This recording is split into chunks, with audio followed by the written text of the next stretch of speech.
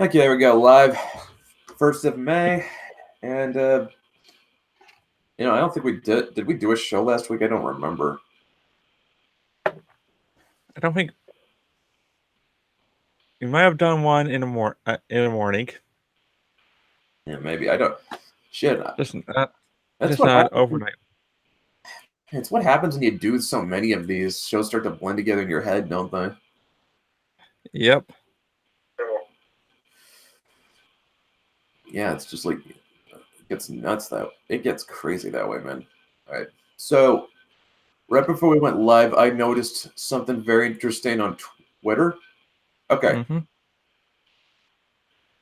So Ghost Rider is trending on Twitter right now, but here's what happens when I look at it. Ghost Rider. Hulu just teased a slew of new content, including the return of Veronica Mars. Yeah.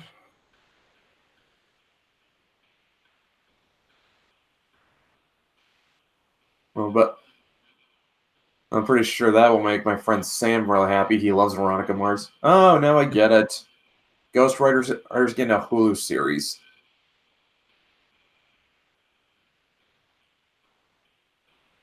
This better be bringing back Johnny Blaze.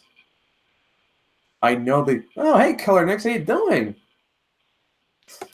I'm just gonna say this Ghost Rider series better be about Johnny Blaze and not Robbie Reyes. Anyway.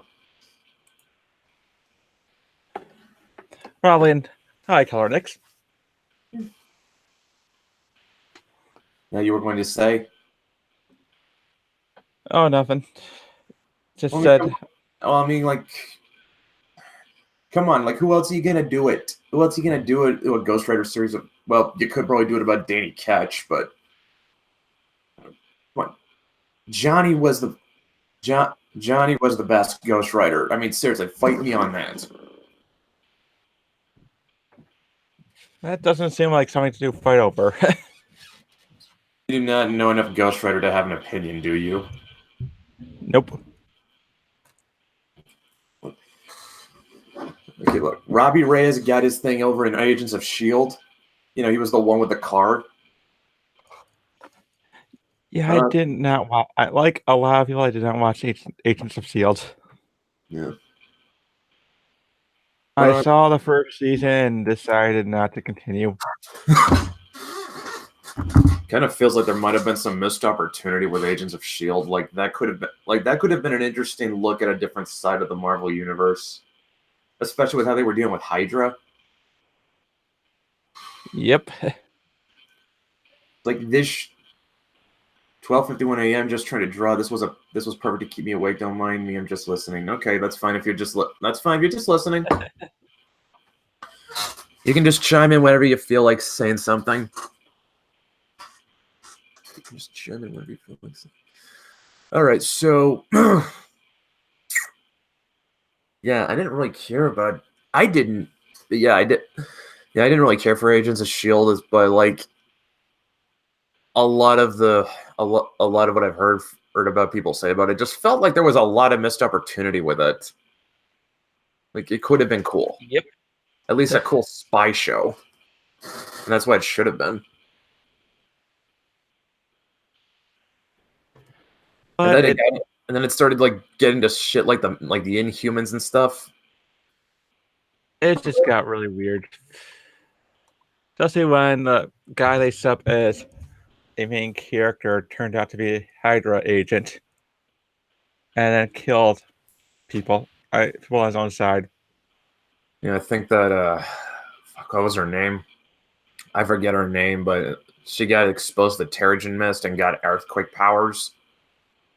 I think she ended up being the main character. I don't know who the main character is now because I would have thought that if anyone was going to be the main character of Agents of S.H.I.E.L.D., it would have been Coulson. Like that. Like, come on, he's always like Coulson always pops up in all the other Marvel movies. Why is he not the main character in this show? That just makes sense to me. No idea. Probably because I guess that since he's the director of S.H.I.E.L.D. now, he's got less mobility. He doesn't have the mobility an agent would have. Yeah, I suppose you're right. Although, Yeah, yeah.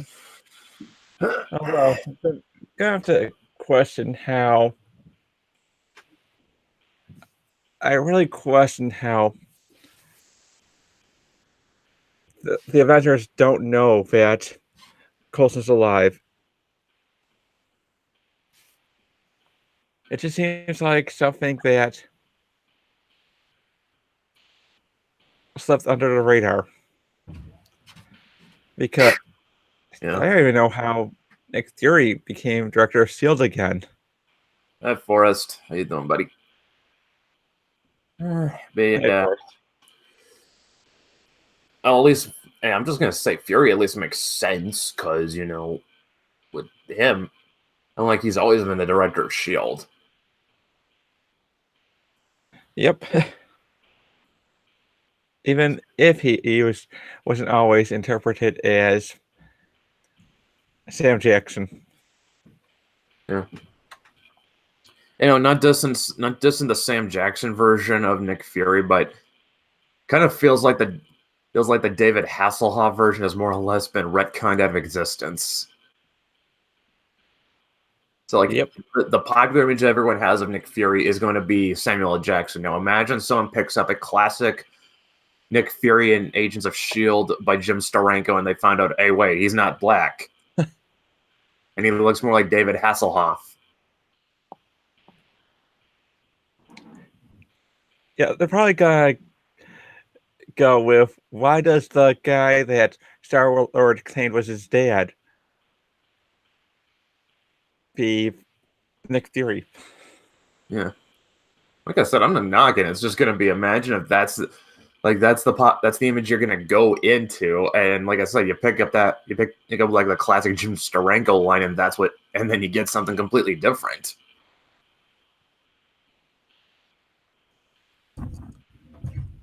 Yep. I was watching a documentary on comics, and they had Jim Steranko talk about his entry into Marvel. I shit you not. When he showed up to Marvel and he showed Stan Lee his work, Stan told him, I have got nothing I can give. I've got nothing to give you, but you are too damn good to let go.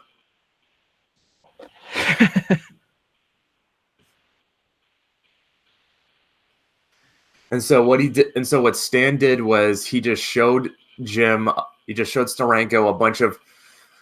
a wall of comics and said, pick whichever one you want. And he pointed at Nick Fury. He said he really wanted to take like Nick Fury in a more James Bond Man from Uncle sort of direction. Hmm. I mean, come on, if you read some of the Jim Steranko issues of Nick Fury, you really do get a Bond feel of him. Yeah. He also just got really experimental with his panel layout.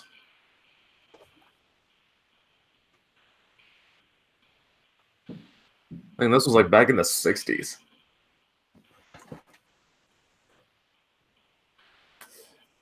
One of the funniest things that ever happened on one of Jim Steranko's books, though, was he had this one character I think it was I don't remember if she was a villain or something, but she was called the Countess.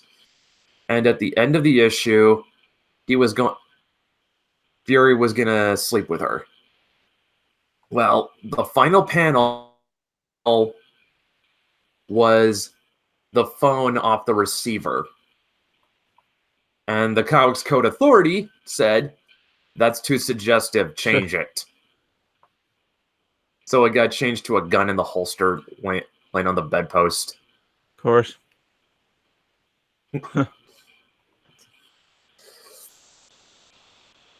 Does it say something about how much times have changed that we kind of chuckle at the idea of a phone being off the receiver being suggestive? Yeah. But it's all enough that they wouldn't get.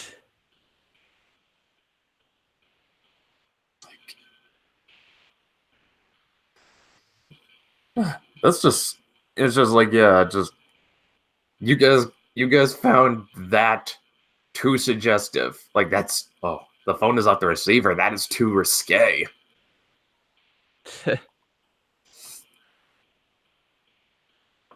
Well, now I The do. funny thing is, What were you gonna say?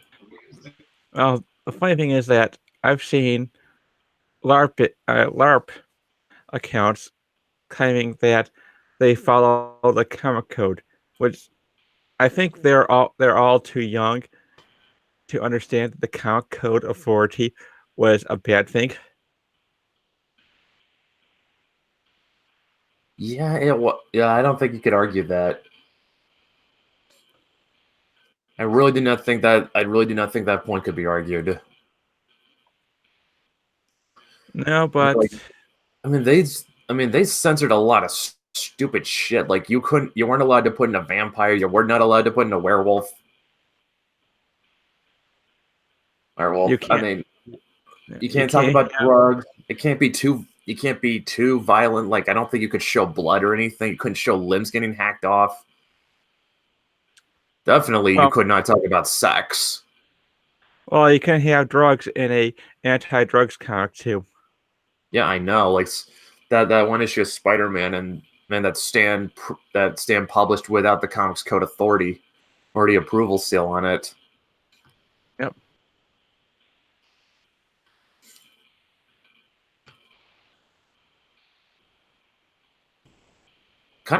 It's kind of been for the best that the Comics Code Authority went away.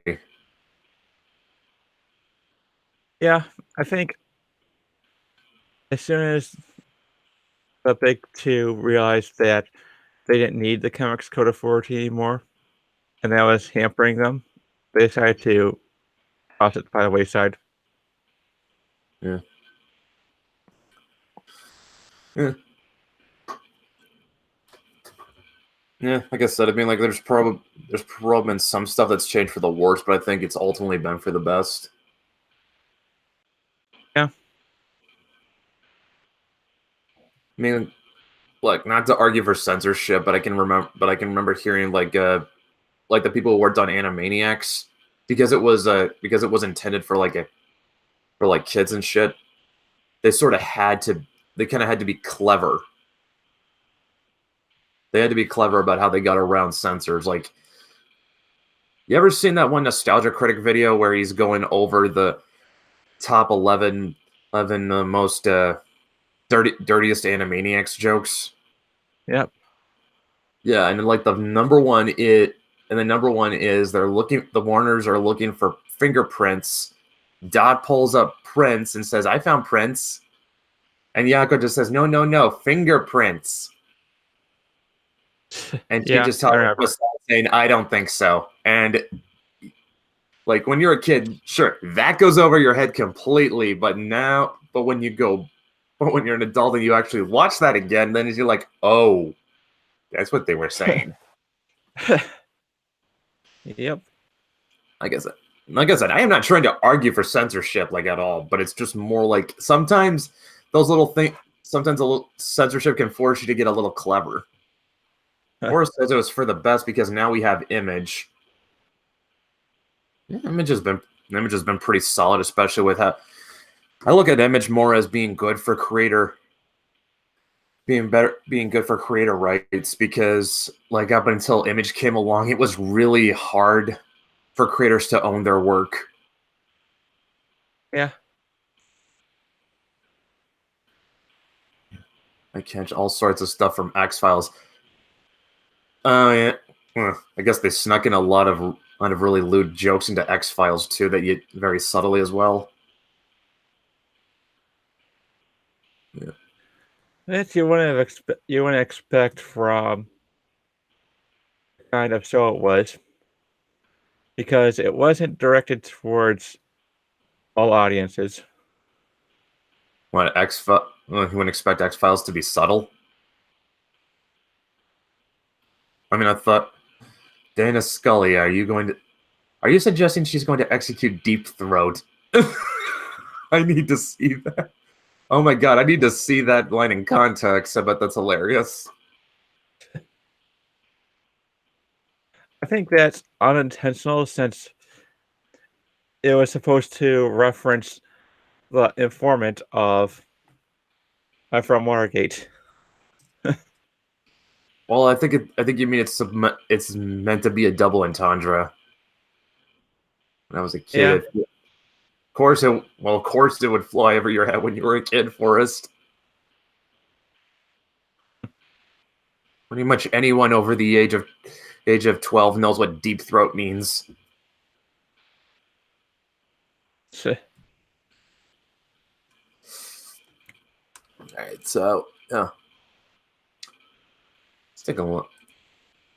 You know, we've done really well. Like we are like a fuck. We are 100 away from 2K. I was fucking right about the Kickstarter. We were going to close this week out on $2,000. well, someone has to temper expectations. Yeah, but I was right, Matt.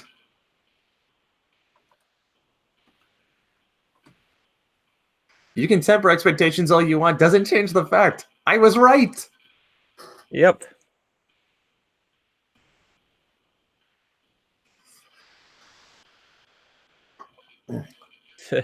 There's like it's. I mean, I remember back. I think it might have been a show we did it earlier, or maybe it was set off air. I remember Tank saying that there was no doubt in his mind we were going to make goal on this. Oh boy. Yeah, like I said, I completely believe him. There's no doubt in my mind we are gonna make this fucking goal. Like we have that 6K in the bag. There's something even better when you think about that.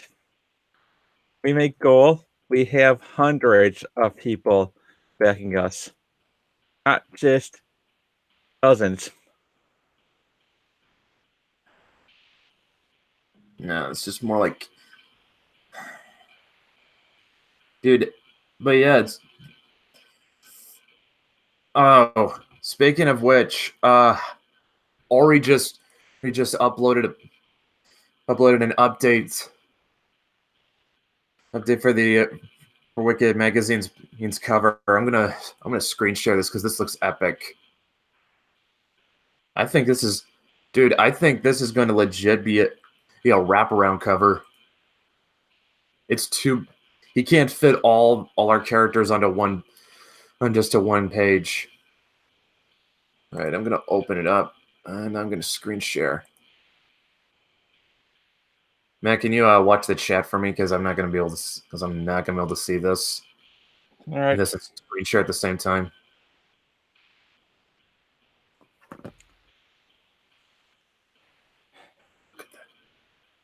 Look at that. Yep. Chuck's gonna be happy. He finally added in Sporkman. Sporkman right here. Yep. I think that's a. And there's Titus from Michael and Matt's Project Art. There's a. I think there's Adobe. Yep. I mean, that's unmistakable. There's Charger. I think Tank had two of his characters on here too. I think it's Lucia and who else? Do you remember? No, but I am kind of disappointed that our Mythoverse trio aren't gonna be together. Yeah, they are. There's Adobe right there. There's Maeve right there. I said trio. They couldn't fit in Althea. I guess not. Or maybe he hasn't gotten around to it yet. Look, you can tell this still is a work in progress. Oh, and of course there's Jack. Yeah, like I said, I have them together, you know. Dude, I'm just saying, like it's still working. It's still not finished. You could still fit Althea in. I know, and Look how much space is left, Matt.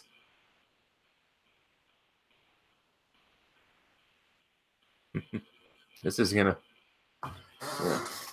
Yep. Yeah.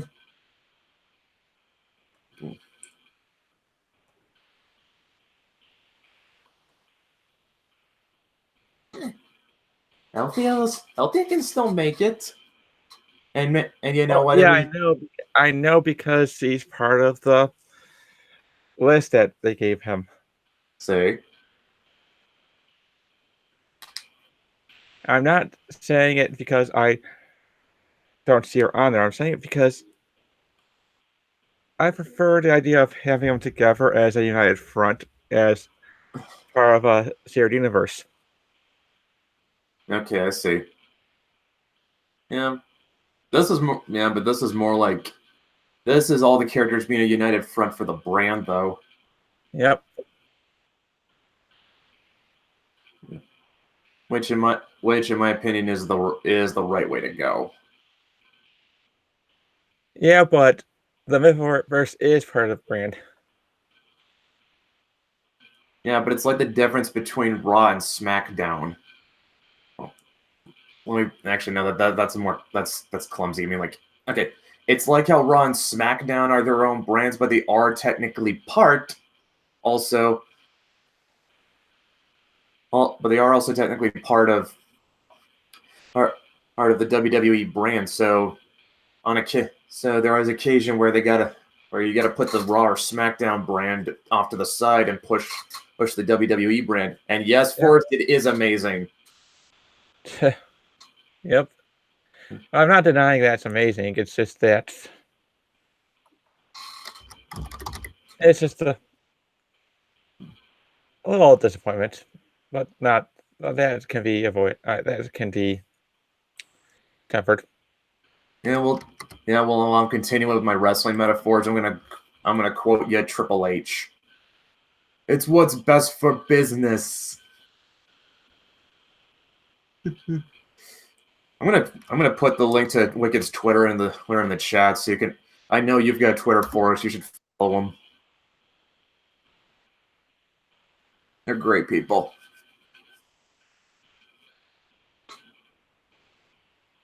Yeah.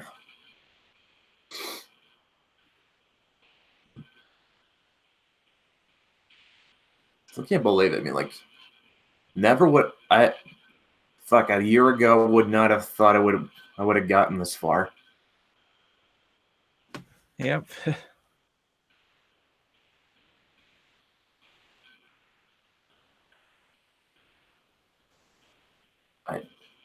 Yeah, I mean, fuck, yeah.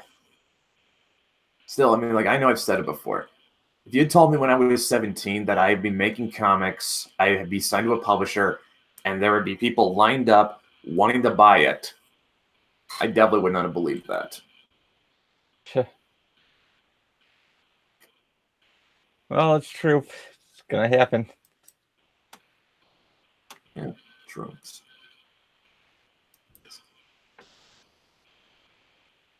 I guess I think part of it was just I sort of got a little bit.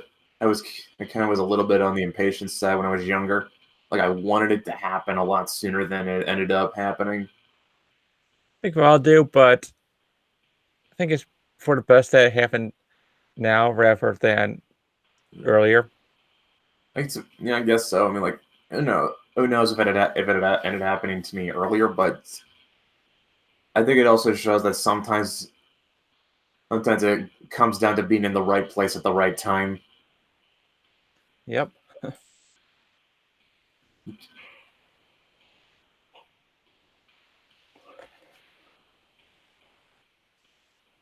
I mean, fuck. Yeah. Like dude, I would not be surprised if we make the 2K goal by tonight. So if we go by that projection,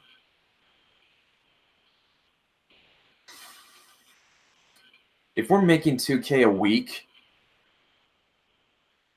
we'll definitely have this done within the month. Yeah. Well. Yeah. Although I don't know. Have you ever noticed this with crowdfunders? Like the more money they gain, the faster the growth becomes. Yeah, but I think at this point it's kind of it's more of a trend that as you go into your second week, it's more likely to go down. Yeah, I know. The crowdfunders always do best in their first and last weeks for whatever reason. Like for whatever reason, in the middle, it always seems to slow down. Yep. I would really like to know why that is because I feel like if you could figure that out, you probably could you probably could run a more efficient crowdfunder. Like, what is it that just makes the whole model U-shaped? Like, why is it like why is it you can only do your best? You can do your best when you're at your first and final week. It's probably because you the first week you have a bunch of people who are that's that's a payoff of the all the promotions that you did before the Kickstarter or Indiegogo begins. And the last week, it's everyone who's was on the fence about it, pouring in their money just to support it, because during the first week you're not certain about whether or not they'll succeed, and but depending on the people who depending on how the campaign goes in the first few weeks, they're probably going to be more open to it all to supporting.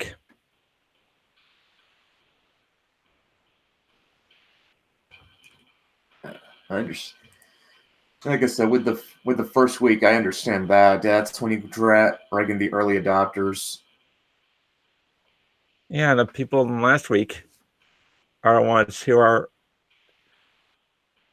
really can't decide whether or not they want to back the campaign, but are forced into it because it's almost forced into making a decision because it's ending soon. Hey, we got Salem in the house. Hey, buddy. Hey, Salem. Yeah. Yeah. So yeah, we make them. But yeah, like I said, the first getting all the early adopters in the first week that makes sense to me, and I guess with the last week, that's when people just don't. It's like when all like the late adopters start feeling the pressure because now they worry they're gonna miss out on Yep. it. Yep.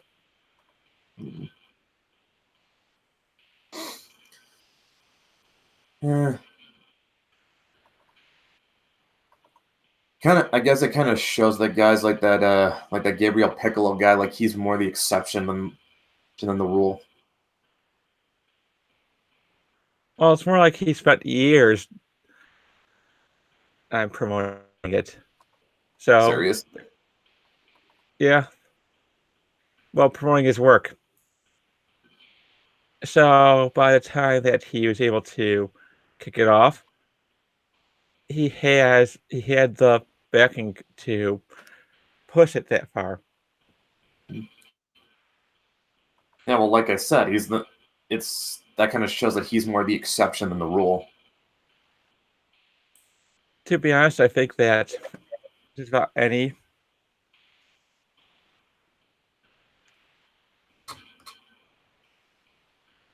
overall, I think that with it depends on the creator.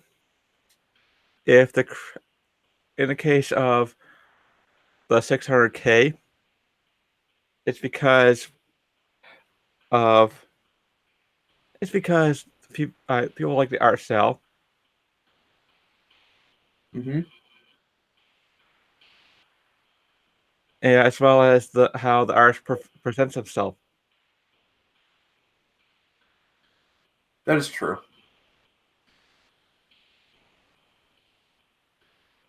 Let me put it this way: if you're a complete unknown when you just throw a campaign together at the last minute, you're just dead in the water. Yep.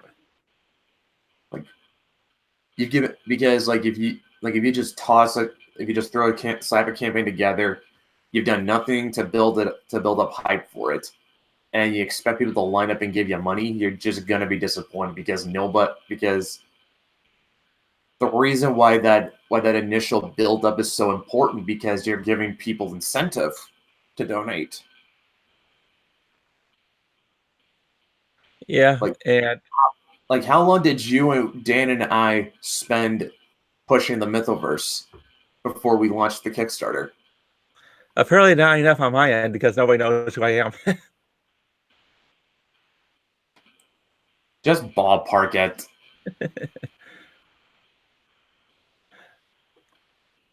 I don't know, honestly. Yeah. I don't know. I think I think Dan,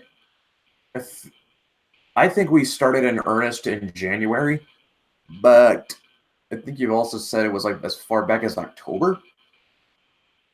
Yeah, I don't know. we started changing it. I don't think it was October.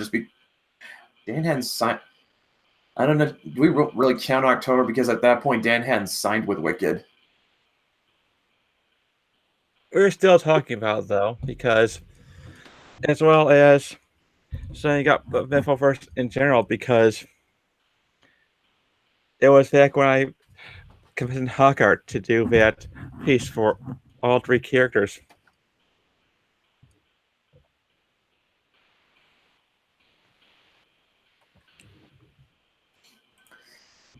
And it Okay. comes because Oh, this is funny. I'm sorry. A little bit of a tangent, but Smug Ruko just passed Troy in terms of followers, and she is she is wondering how the fuck that is. who? Uh, you do not know. You don't know, do you? Never mind. Sorry. Okay. Okay, but we're setting up the Mythoverse behind the scenes but Dan was the last one to join. Yeah, but it counts because we were talking about the Mythoverse. We're talking about if you're talking about the Mythoverse, you're promoting it. Mm-hmm. That's just it, honestly. And I just feel like nothing. We didn't. I mean, I suppose if you want to go that far back, sure. But to me, it feels like we did not really start promoting it in earnest until Dan came on board. Well, he came on board from Mythoverse back uh, long before he signed on with Wicked, and we were promoting the Mythoverse as a shared universe. Mm-hmm. And it's like you said earlier, we are promoting a brand. It's all about promoting the brand. Salem says I wouldn't have wanted to support it unless it had all the promotional material to consume. It reassured me that you guys were serious about delivering a quality product. Yeah. Yeah, and I think it also helped that Beth was willing to do. Oh, it helped that Beth went ahead and redid the original 5 pages for I4 story because her art style I know, and grown. I think she's even copped to it in public that she's not proud of how those pages turned out. No, it's more like she's one of those artists that will go back and redo something if they feel like they've improved enough that doesn't reflect their current work. Yeah. I know for a fact that she did that with her webcomic The Tainted. She went back and redid the earlier pages so that it matched up with the rest of the webcomic. Yeah.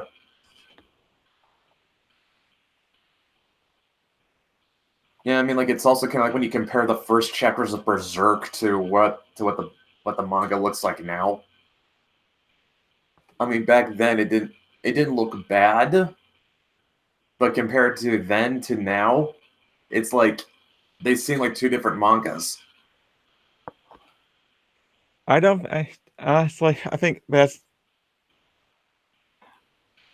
manga in general. The artists will always start off extremely different in their art style, but they'll change. It'll change as they Well, it's more like, continue on the series. yeah, I mean, like most of the time they start out really rough, but they get more refined. Actually, I think one of the most drastic changes in manga was like the difference between the first three volumes of JoJo's Bizarre Adventure to what it has been since volume 4. Because like through the first three volumes of JoJo's Bizarre Adventure, Hirohiko Araki was sort of like his art was very of the time. Yep.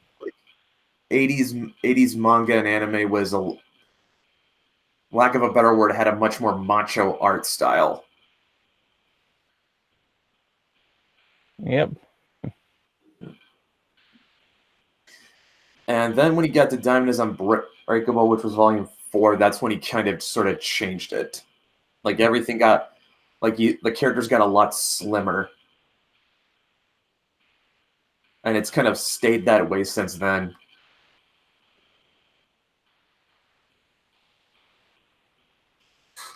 Yep.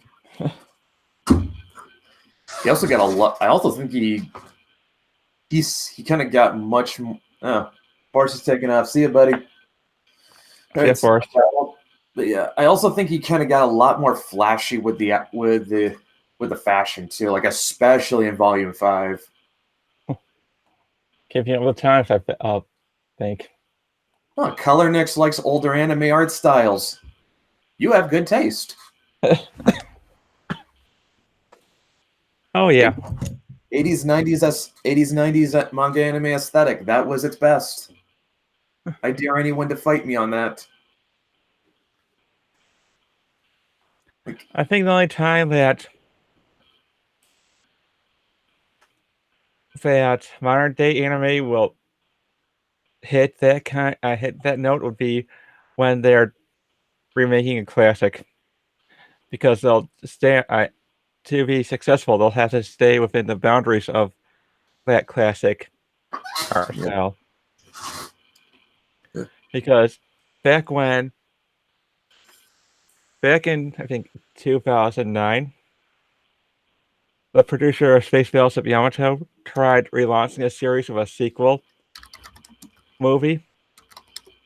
Sank like a rock because he didn't have the character designs. The character designs were tied up with Leiji Matsumoto, who they were not. Let's just say that they were in a dispute over who actually owned the rights to the series. Mm-hmm. And the court had deemed the producers the one who owned the series, even though Matsumoto had made all the designs that made the show iconic. Yeah. So the producer changed the character the art style because, well, for one, I think he also wanted to modernize it, and also just despite the co-creator.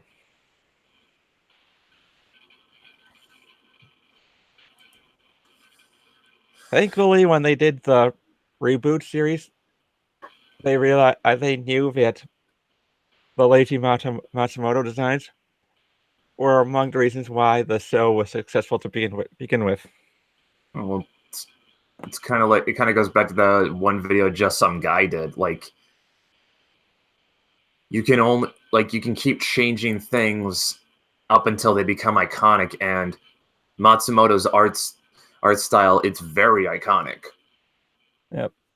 And Salem, if you've seen Space Battleship Yamato 2199, I don't think you're going to say that the Godzilla anime is the best He looking is style not. for CGI. He is not. He most certainly is not. Trust me. Because I can point to a tweet from yesterday where he said the Godzilla anime trilogy was trash. I stand by that. That was the first time I actually felt bored watching a Godzilla movie, and that is not a feeling a Godzilla movie should create in me. I should never feel bored watching giant kaiju beat the tar out of each other. And yet, that's the thing is that you also had Transformers movies, which the whole thing that the movie should be based around are giant robots beating the crap out of each other. It sounds so simple. Yeah. Then Michael Bay fucks it up. Well, according to Blake Northcott, Bumblebee was at least was good. Well, the thing is, Bumblebee went back to the roots of the show, of the original series, in which it wasn't so much about. It had a mixture of giant robot fighting as well as a human connection. Did you really think that? Do you think that anyone had any kind of connection with Sam, other than Internet Spurgs and Andy Worski? No. Tank, dude. What the fuck? You fucking ninja'd into here, man. Hey, I'm the ninja here. You're Vietnamese. Like a No, I'm ninja. Asian. I mean, not. You can't be a ninja. You're Vietnamese. Nobody can be ninjas because they're not real. Oh, they are. Forrest knows a guy who's American. He's like one of the few American senseis in the world.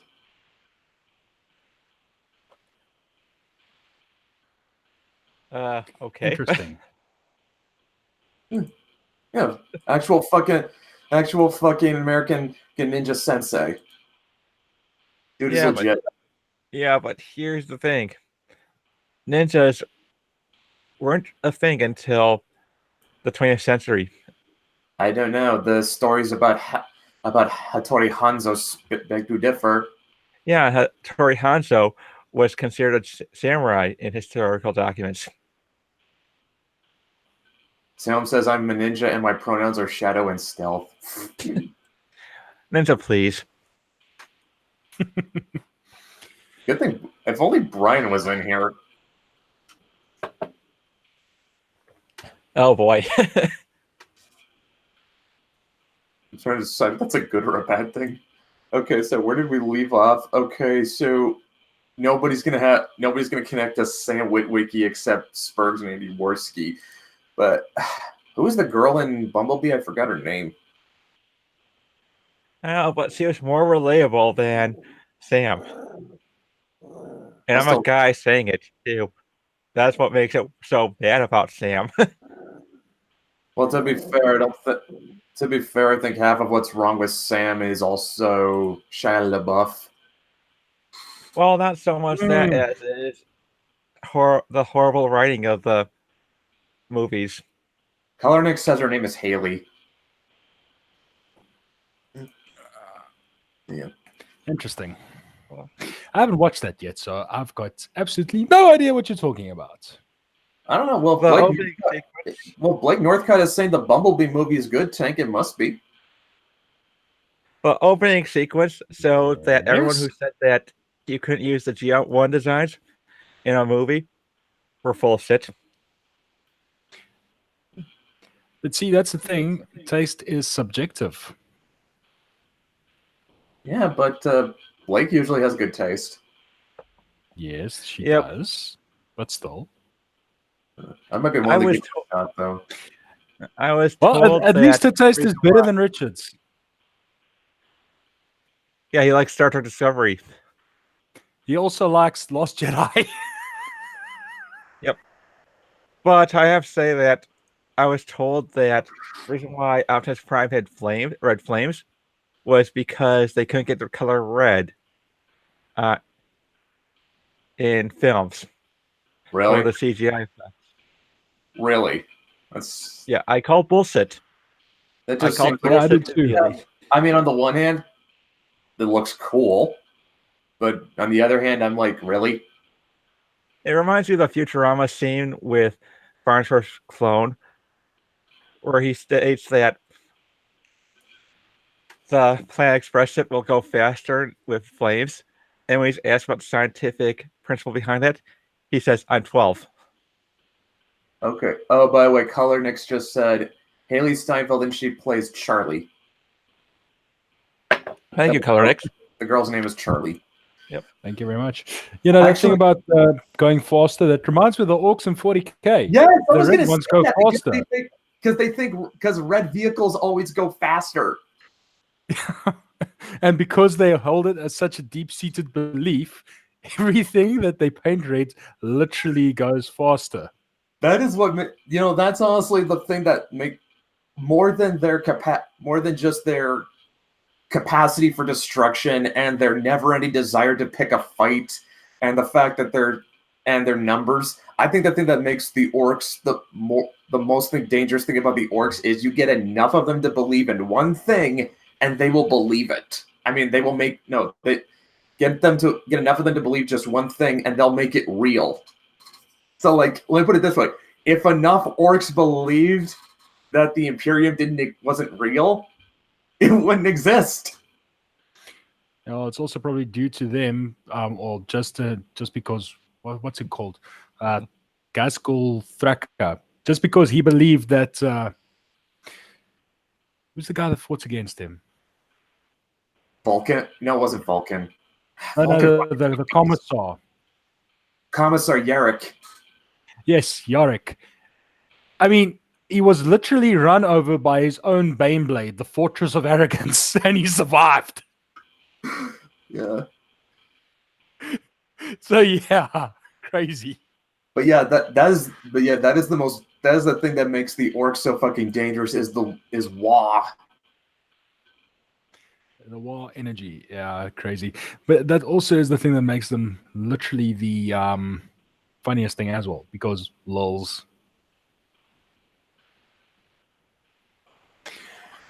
But let's not devolve this into a 40K one again.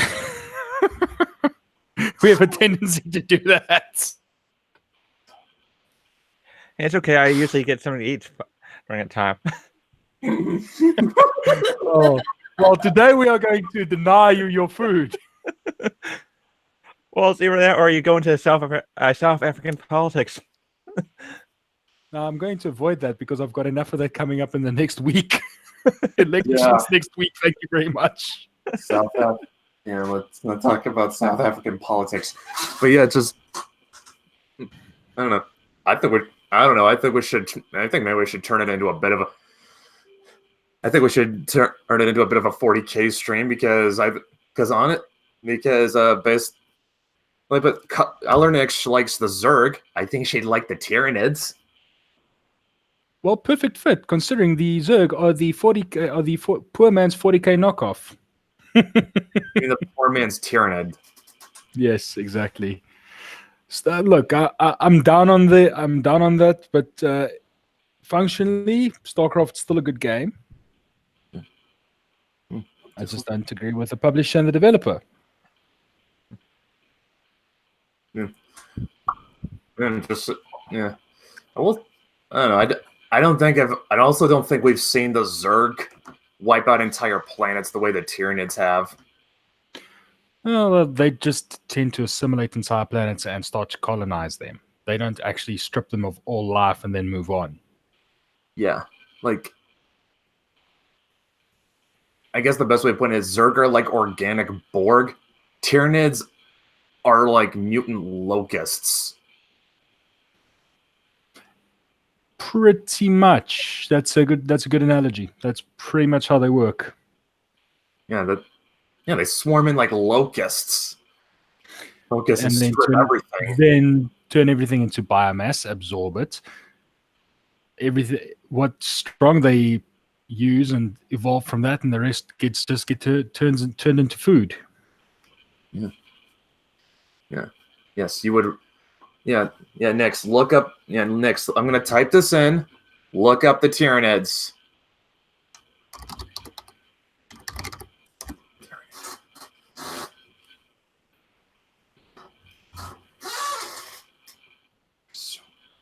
Yeah, you are good. Okay, next. Okay. Hey, unrelated.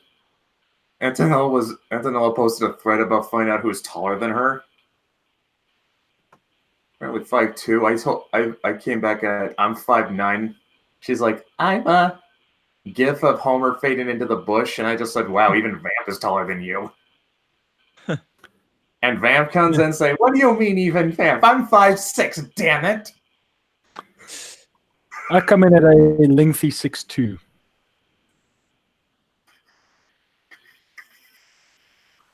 So yeah. I think so. Look at the. I'm just gonna say I appreciate that she has a sense of humor. Color Nick Well, says since seriously you want look to good. turn it as a pet. I have a meme for that. You better tweet that and add her and tag her. I'm about to. Tank's about to send you something over Twitter. Twitter next. Keep your eyes out. But I just need to find it because I've got over 340k memes on my phone.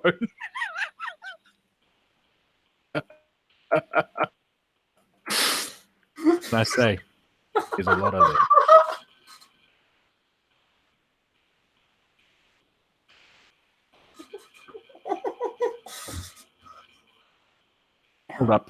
Hold up. I'll be back now. Wait, you have 340k. You actually counted them all?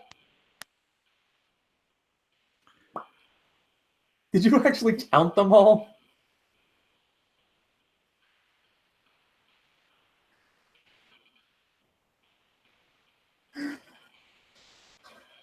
I would be surprised if he actually counted them. Well, I think that if you that there's a way to figure out how many files are in a folder without counting them yourself.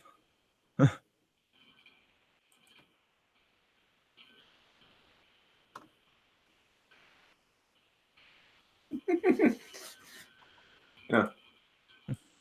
Actually, now that I look back at it, I can't tell if Vamp is just mad about being short or mad that there's someone shorter than her. So 5'6" Well, I'm is short. back.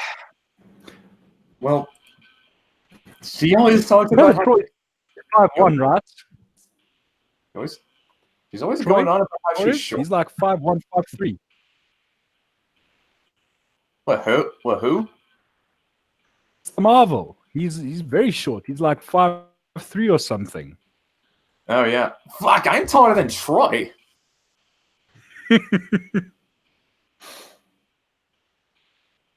He has 6 inches on Troy. Wrap your head around that. Fire in the hole. What, you're about to tweet it? Already done.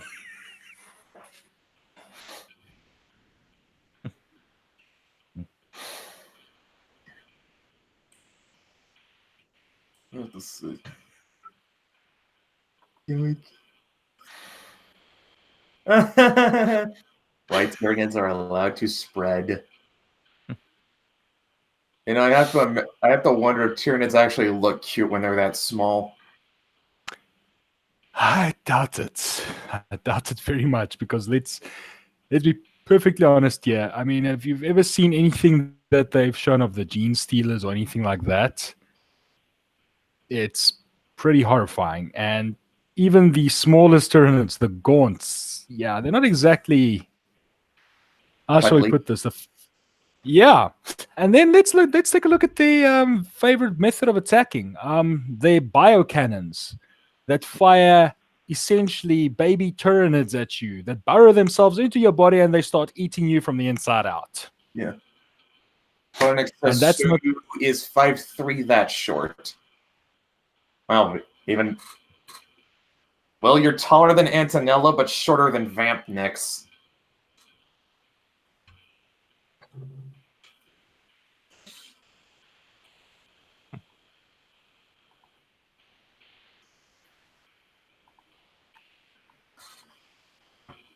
Fun times. Fun times.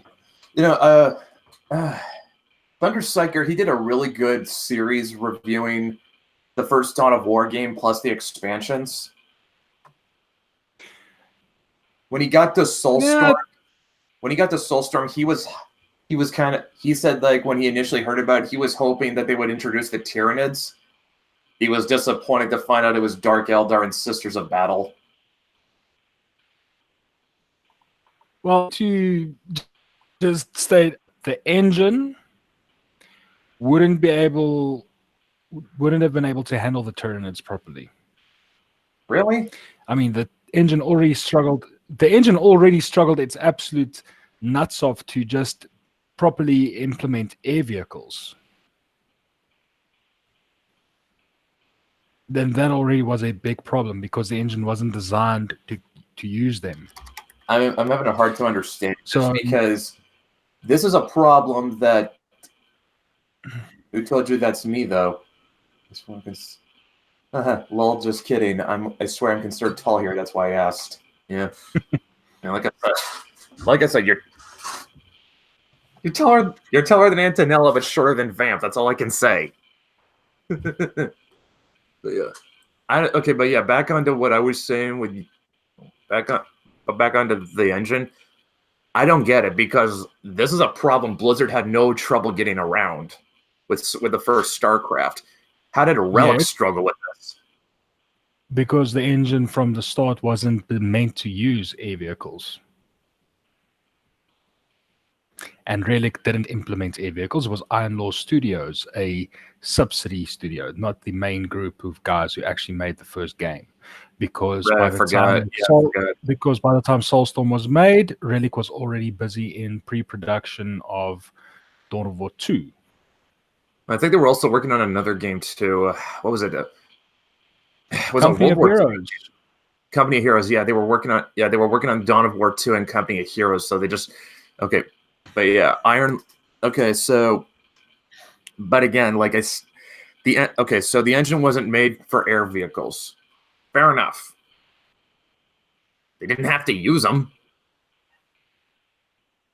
But I remember in that same video, Thunder Psyker also said that they were kind of forced to use them because Games Workshop had started putting in air vehicles in the tabletop game. Well, let's be perfectly honest. There's no reason to use them. That's the only reason they were added in because I just watched that one over the weekend. So they implemented them because Games Workshop didn't actually force Relic to do it, or Iron Law Studios to do it, or THQ to do it. They just decided they're going to put them in because these guys this is now coming to tabletop, so let's feature it in the video game as well. No. Oh, they weren't forced into it? Why do I remember? No. Boy, I remembered that. Boy, I remembered that wrong. That's exactly the funny thing. A lot of people think that Games Workshop forces people when they do video games. They actually don't. When you look at the video game development, the developers are actually given a lot of leeway. The only time the Games Workshop gets directly involved is if they use elements or versions of main canon chapters like the Ultramarines. Mm-hmm. You know, the poster boys for 40K. Which is why the other reason why Relic originally made the Blood Ravens. And now, incidentally, because they did such a wonderful job, the Blood Ravens are now a main canon chapter. Yep. Okay, so all right, so if they weren't forced to it, there was literally nothing compelling them to use air vehicles. They just did it because Games Workshop had added it to the tabletop. Yes, and the biggest problem for Soulstorm was the fact that it was rushed out of development. Okay, now was that Iron Lord's fault or THQ or Games Workshop's fault? That was THQ, the publisher. Like I said, Games Workshop actually gave the game developers, they give the game developers a lot of leeway. They don't actually get directly involved unless they are doing something with the canon that they don't like. Apart from that, they don't actually go anywhere with it. Mhm. They let them do what they need to do, and that's where it ends. Okay, so THQ forces Iron Lord to rush out Soulstorm. And it Yes. shows. Yeah, it definitely shows. I mean, to the point where the version on Steam doesn't even load the second patch. Damn. No, here's why. The second patch actually had malware in it. Oh, shit. Yep. I tried installing from my disk copy, and then I wanted to run the update, but it came back with a wonderful positive, not a false positive, but an actual positive for some keylogger or something. So the patch didn't run. Oh, crap. And is it still that? Is it still that way to this day? Yes, because Iron Law Entertainment, as far as I know, closed down. Yeah, Vampire the Masquerade Bloodlines was like that for a long time because Troika went under before they finished it. Well, no, they went under before it shipped out, and it only ended up getting more playable due to fan patches. Yes, but that's also because the source code was actually released to the public that they could actually do that. The problem with the majority of the games from THQ is pretty much after they went belly up, all of the majority of the IPs were bought up by various studios. Now, Relic, which pretty much at that point in time was still doing the majority of 40K games, got bought up wholesale by Sega. But let's be honest, Dawn of War 3, from what I've heard, and just looking at Let's Plays and things, something I don't actually normally do, I'm actually happy I didn't waste money on it. And from what I saw one video that said, like, Dawn of War 3 isn't a bad game taken on its own terms, but as an entry in the Dawn of War series, it's very lacking compared to the first two. They tried to combine elements of StarCraft and MOBAs and completely forwent anything remotely related of what made it a Dawn of War game. So pretty much, effectively, they made a and didn't use what made their games great. That's even well. That could save. There's another can of worms to open there because, like, dude, the first two Dawn of War games are very different from one another. Like, the first one is more of a macro RTS, which is all about big giant battles and managing resources, whereas the second one is about having a much smaller army and making more tactical decisions on the fly.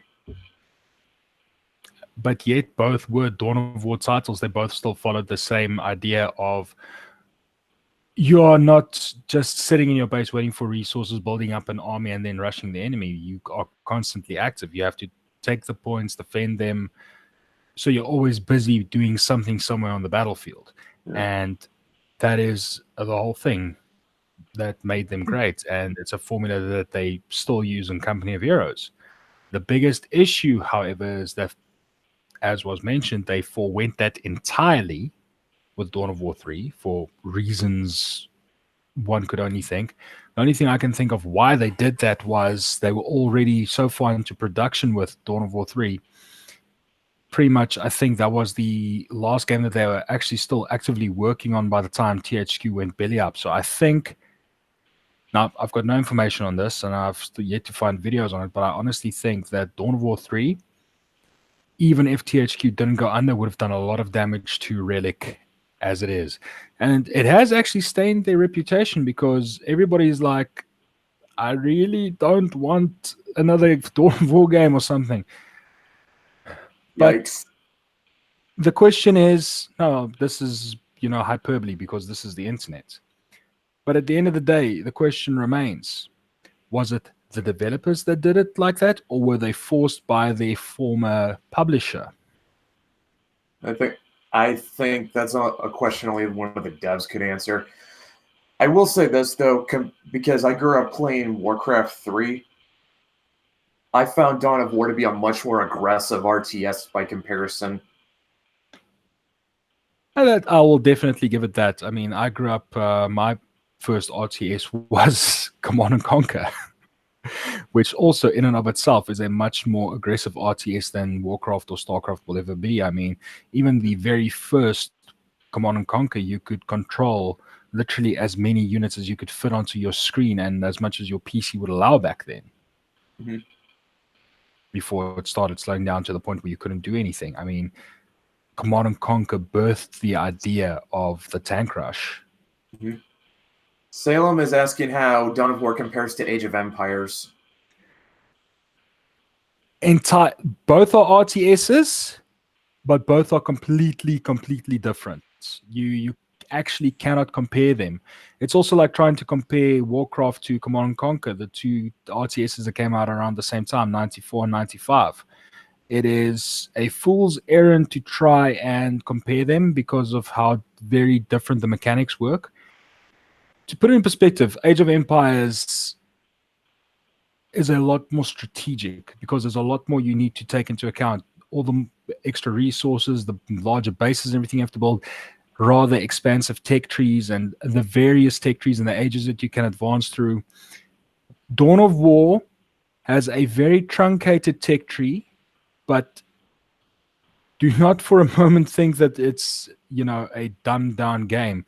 It's one of those that's easy to learn but hard to master, and each of the various races, going all the way back to Dark Crusade, just literally, if you want a decent middle of the road army that can pretty much do well in any scenario, but they lack a bit of mastery, the box standard Space Marines, I would have thought that'd be are- the Imperial Guard. I'll get to that. But the Space Marines are actually also one of the most powerful ranged armies in the game, only outclassed when the Tau arrive on the scene with Dark Crusade.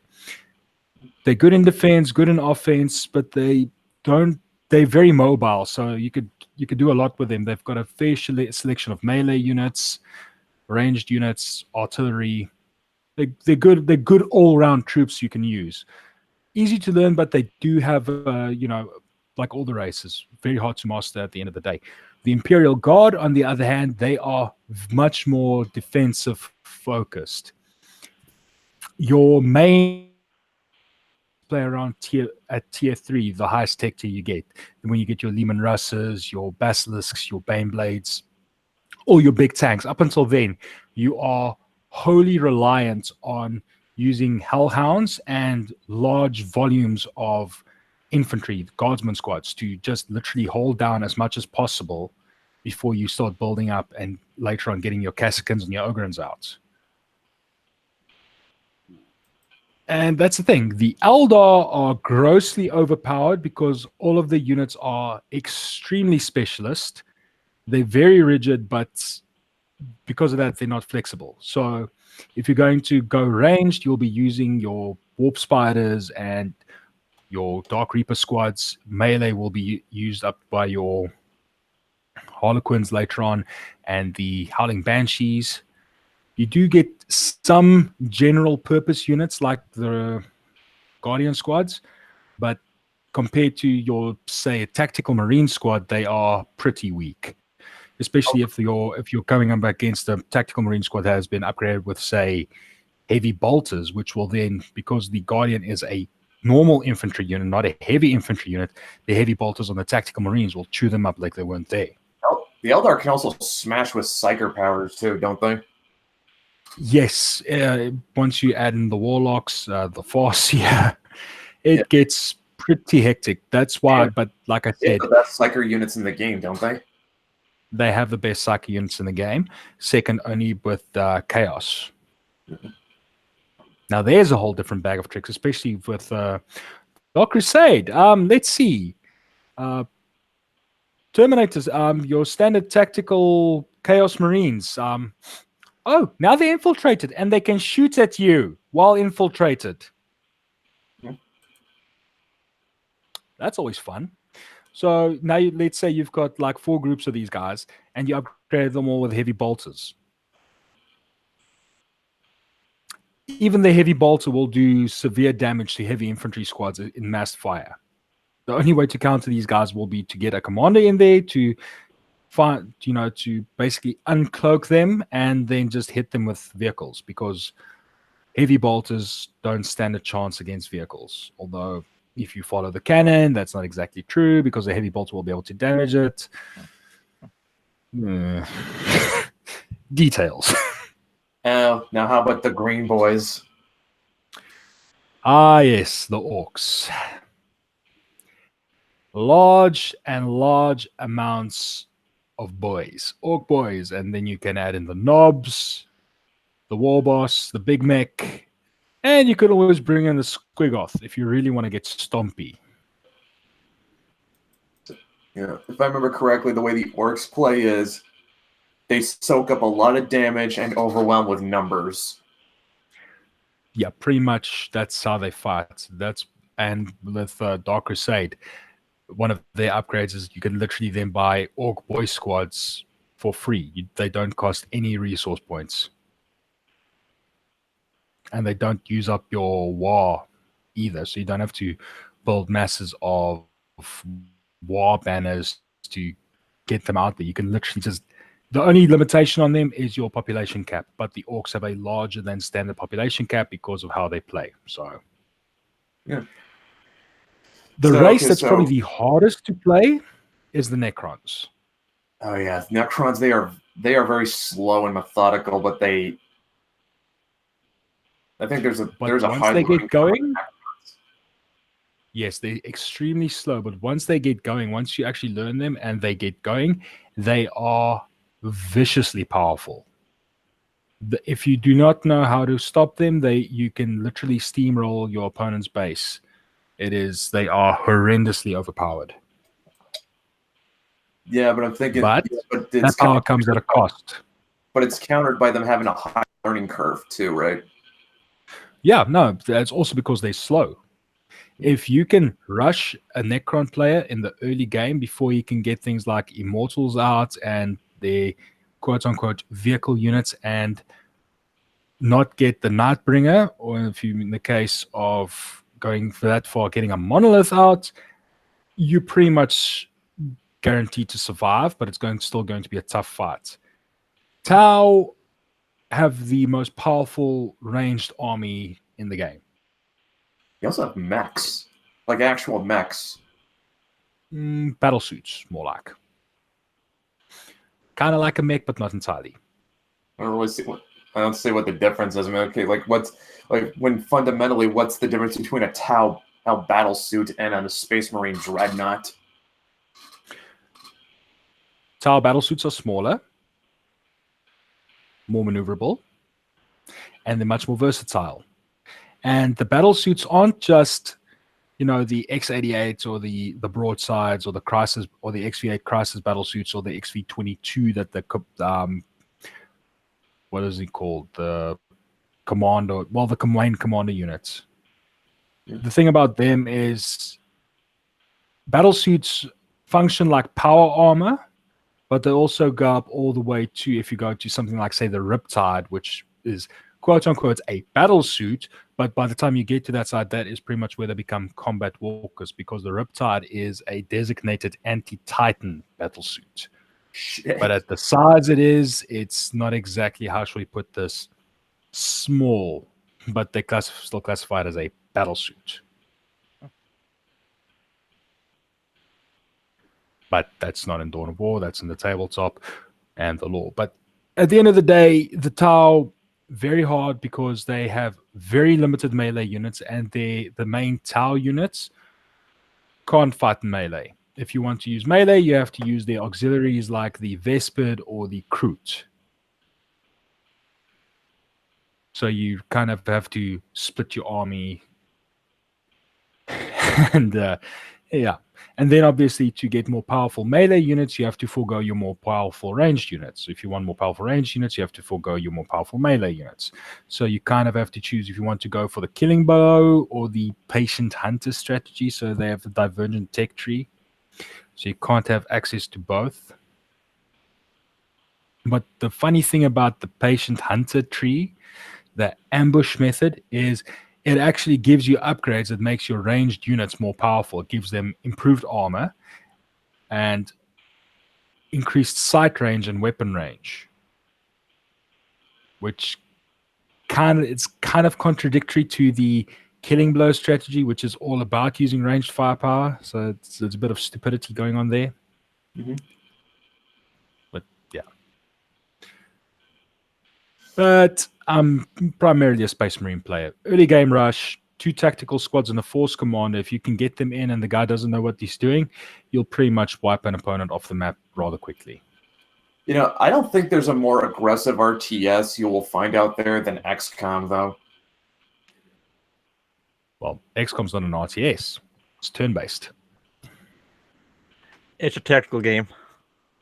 Yeah, but it's also it's Miss- turn-based. okay, It's not real time. Okay, misspoke, but XCOM is still notorious for its difficulty, though. Yes, it is horrendously difficult. The worst part is the guy's standing like literally next to the enemy, 95% hit chance, fires, fucking misses. Like, and I'm not talking, and the animation doesn't make it look, like the guy just briefly missed. He literally looks like he turned away from the guy and started shooting. That's how far he misses. That's the flaw of the turn-based game system. Yeah. It's crazy how that works. Yeah, it's just like, holy sh... Yeah, it's just like, I haven't played an XCOM game, and just because, I don't know. Well, for one, like, I have no problem saying this. Difficult games intimidate me. I love difficult games. So why haven't you played any of the Souls games? I have actually. Mhm. And the reason they're hard is because they made like shit. They're not hard because of smart gameplay or mechanic or anything. They are hard because the mechanics are gimped. It's hard for the sake of being hard. There's nothing challenging about them. Resident Evil is hard due to resource management, the puzzles, and the choices you have to make. And level design. Inherently, it's not a hard game. So if you make a wrong choice, it becomes slightly more difficult to infinitely more difficult. The Souls games are literally just hard because the developers decided, okay, we're just going to start bashing you over the head with the closest metal baseball bat. Yeah, sure. That's the Sure, difficulty. the bosses hit like That's the difficulty curve. yeah, well, yeah. I mean, sure, the enemies hit you like a tank, but once you figure out their pattern, And now that's the other part where it also gets rather funky because there's the Ninja Gaiden games, which are also notoriously difficult. And you can go look this up. They were at one point in time considered to be some of the hardest games available, but they developed a cult following. And it's one of those things. Once you learn the mechanics, it is a very, very easy, well, not easy game to play, but they become easier to play to the point where you can actually truly enjoy them. okay, I don't get. Okay, so here's what I don't get. So, what is it that Ninja? Because like when it comes right down to, in both cases, it's more about learning to recognize the patterns and enemy movements. The biggest both- problem with the Souls games So what's Ninja games is right that the Souls games aren't? fluidity. Okay. You are constantly doing something. You don't have to, okay, I'm going to either dodge or attack now because of the inherent limitations that they put on you in the Souls game. You can either dodge or attack. You can't do both. So you have to make the trade-off. Am I going to dodge this attack but miss out doing damage to the enemy? Or am I going to attack, take the hit, and probably fucking die? Yeah, but it's not just learning to recognize their attack patterns, it's also learning to exploit their weak spots. It's more battling the stupidity of how the game's designed. It's shitty game mechanics that make the Soul games hard. I can guarantee you, had they given that game a more fluid method of playing, it would not be nearly as hard. Granted, games journalists still wouldn't be able to beat it, but it would still be hard. But not that hard anymore. Ninja Gaiden is literally the whole thing of, it is fucking difficult, because if you misstep once, you're going to get fucked up. But the thing is, you need to keep moving, fucking be aware what's going on around you, and also be sure to know which weapons to use when. So it's more involved, and it's more fun for that, because it's not, if you fuck up, it's due to you screwing up royally. It's not due to the game being inherently against you with how it's made. If that makes sense. Okay, sure. I mean, I think I remember even seeing Razor Fist level similar criticisms. It was either Dark Souls 2 or 3 or Bloodborne. And I think it was this Bloodborne review where he said like the game was hard, but only because the developer stacked the deck. Yep, that's pretty much how the Souls games operate.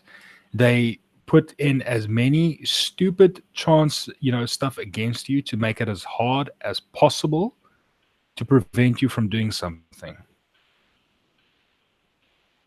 Take that away, and these games, suddenly their difficulty would drop off a cliff.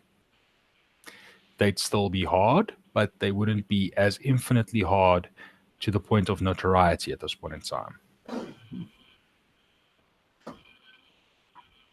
Yeah.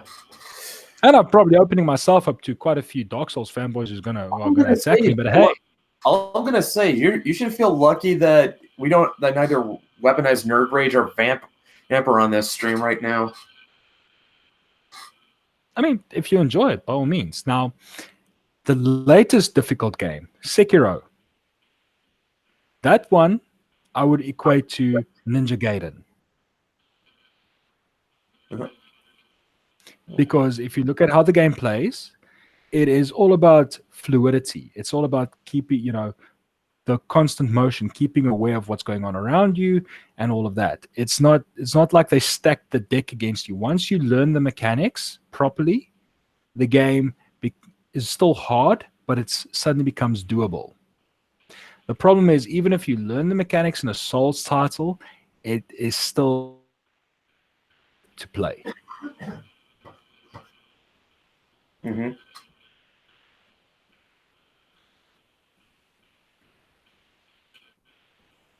Okay, I'll give you that much.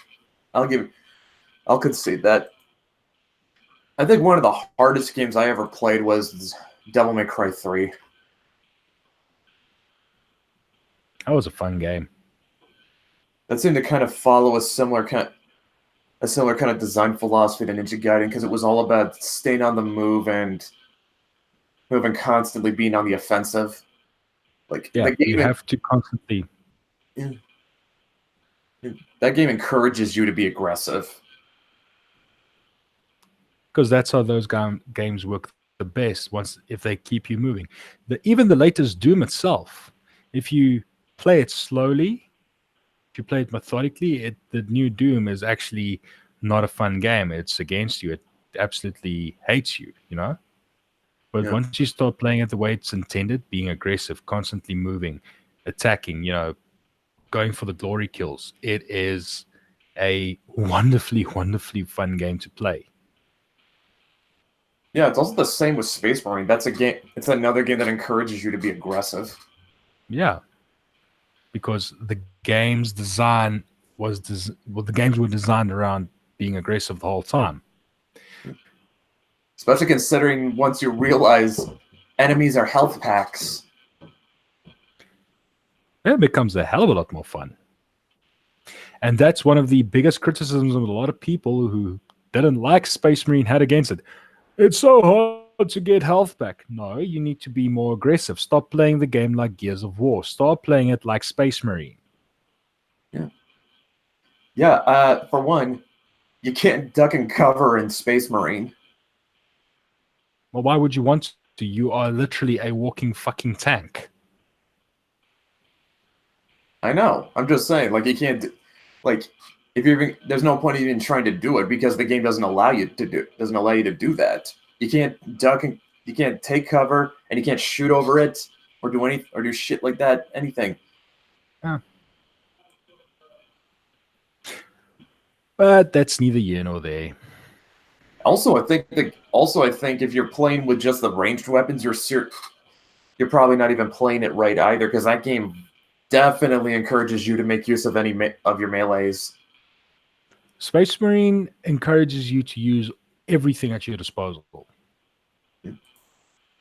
Be it your bolter, even your bolt pistol, or later on your plasma pistol. Learning how to use the weapons and even finding favorites and sticking to them because ammunition is rather abundant. It is a wonderful game once you get a weapon set that you like and you stick with them. My personal favorite mix was to use obviously you have no choice later on, but you have to use your bolter and your plasma pistol part and parcel. But my favorite secondary were always going to be the las cannon and the melter gun. I was kind of more of a fan of using the bolter plus the thunder hammer. Oh yeah, well, if I didn't have access to the thunder hammer, those were my preferred weapons to go to. And also, if I didn't have access to the thunder hammer, I love using the power axe.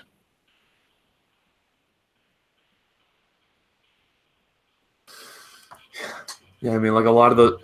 Oh, and also probably something that a lot of people are not going to pick up when the first time they start playing Space Marine. When you try going in for those glory kills, you do not get an invincible animation. You're still vulnerable. Yeah, you can be killed trying to do an execution. Yes, and that's another reason why people didn't like it. It's a wonderful game that was sadly highly underrated, and it's due to that why we will probably not see a sequel either. Although, considering that all those developers are still at Relic, Sega might decide to have another go at it. Mm-hmm. I mean, like, what else has I got? A fucking Sonic movie that everyone... with a trailer that pretty much everyone on the internet that is horrified at. Yeah, the less said about that, the better. Let's not curse the stream.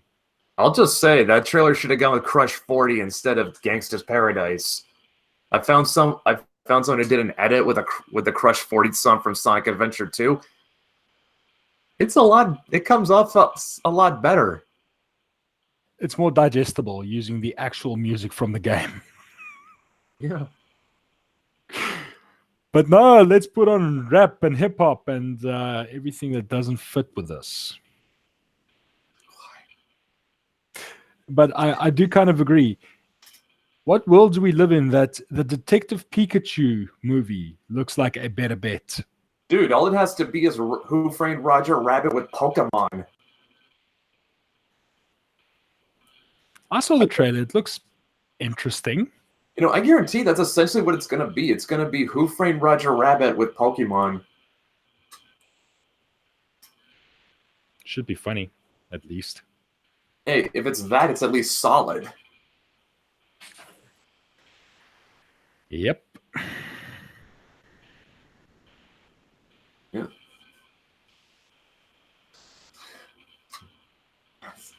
But yeah, what world do we live in that Detective Pikachu comes off looking like a better movie? One where Hollywood doesn't understand video game adaptations of pop culture icons. Oh, shit. I still maintain that the first Mortal Kombat movie was at least a good cheesy '90s action movie. That's Roger because they Moore got the has right passed director for away. it. Say what? Roger Moore has died, aged 89. What? Who's died? Roger Moore. Roger Moore. Oh, Yes, my 007. stupid fucking accent. I am so sorry. Oh man, 007. Yeah. Oh well. Oh man, that's sad. But yeah. But yeah, what was I gonna say? Well, but you said I think you were about to say something about Mortal Kombat, Matt. Yeah, it's because they got the right director for it. Paul W.S. Anderson isn't. The only real misstep that movie made was being PG-13. Yep. A Mortal Kombat movie should be a hard R or nothing else. That was a good game. Oh, good movie. Sorry, game. I still stand by my thing that it is overrated. They're good for what they are, but overrated. Yeah, I'm not. The But, second movie was awful. Oh god. Oh god. They couldn't Did get you- the right. did- the second movie was horrible, but did you see that TV series they made afterwards? Not the animated series, which was actually kind of possible. The other one, Conquest or something. Were you talking about the one about Scorpion that was a web series, I think? No. I'm talking about the other one that featured Kung Lao. I'm drawing a blank. Let me just quickly see. I remember that. All I remember is there was this one Mortal Kombat TV series that had Scorpion, but he wasn't very Scorpion, and The web series they made. oh, so it was a web series. Yep. Nope. The one I'm talking about specifically is this one. I am linking it in the group chat for Hangouts now. Mortal Kombat Conquest. I do not remember that existing. I'm not surprised because it only went for one season, 22 episodes, and it starred Kristana Loken of all people.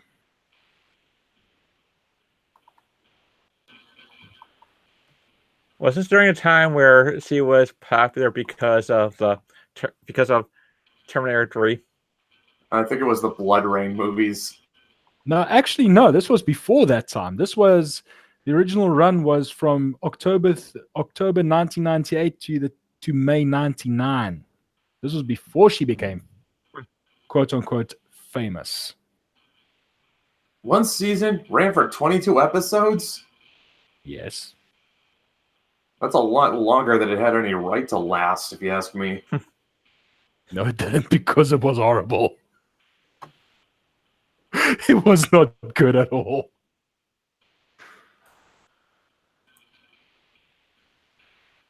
I have to wonder if we're being real, Tank, how does the web series compare?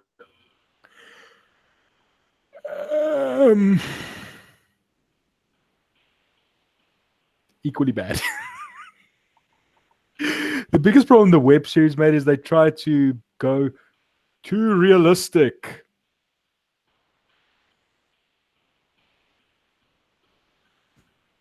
I mean, honestly, Reptile is a guy that had a skin disease and he had his teeth sharpened by a dentist. I mean, come the fuck on. If that's what they did to Reptile, I can only imagine what they did to Baraka. Like I said, the best adaptation they had was Defenders of the Realm, the animated series. That was actually good.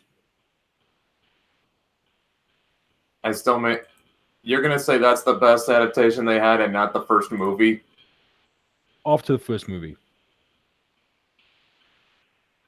After the first movie, literally the best adaptation they had was the sad one season series that they had, and that was the animation was solid and it felt like Mortal Kombat. Obviously toned down for kids because duh. it still felt like Mortal Kombat. So it actually did kind of do something right in that regard. I suppose you can give it that much.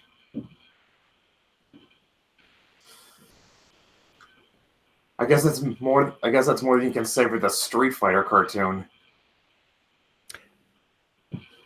The animated film was the best. Yeah. No, I've actually heard Street Fighter 2V is also good too. It's like a 22 episode anime series. It kind of functions more like a prequel though. I've not seen.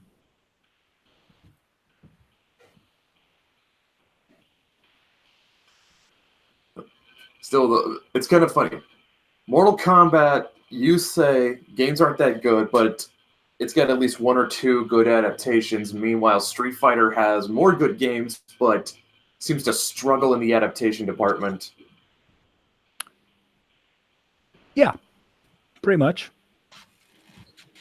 And I actually have a very good example of what I mean about Mortal Kombat games being middling on their mechanics. And it's pretty much the pretty characters and the gore factor that keeps people coming back for more. NetherRealm Studios made two other games outside of Mortal Kombat: Injustice, Gods Among Us, and Injustice 2. Essentially, you have Mortal Kombat games with DC superhero skins over them. Mm-hmm. Now you don't have the gore factor, you don't have the stuff that makes it a Mortal Kombat game in front of you now, but you still have the same mechanics. You still have the same fighting engine underneath. And only now that you don't have the Mortal Kombat glasses on clouding your vision, do you realize how horrendous the game's mechanics actually are. How slow and sluggish the characters actually feel.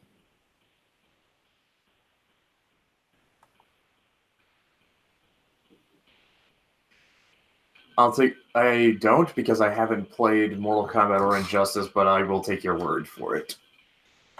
You should do that one day. Then you'll probably, you might like them. I don't know. I mean, don't take my word for it. You might actually like the games. Like I said, I got your word. I've also got Psychology Nerd's word, and she adores the Mortal Kombat games. She loves them. And so it's like, I'm sorry, I spent most of my adolescence playing where my fighting game of choice was the Pipeworks Godzilla trilogy. And my fighting game started in the arcades with Street Fighter.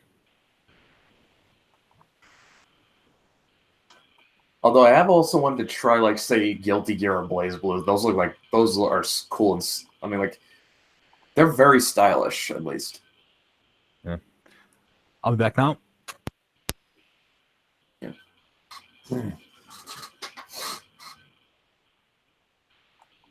You know, for a stream that's supposed to be about comics, we have spent a lot of time talking about video games, Matt.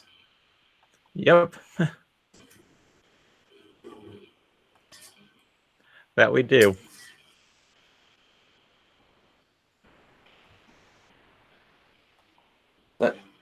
My roommate is doing some yard work, and I can hear the weed whacker. How about you?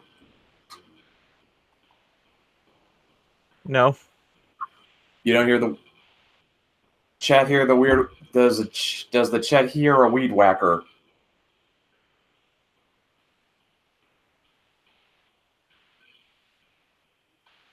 I'll take that as a no. That amazes me. It's because I think it was yesterday. I was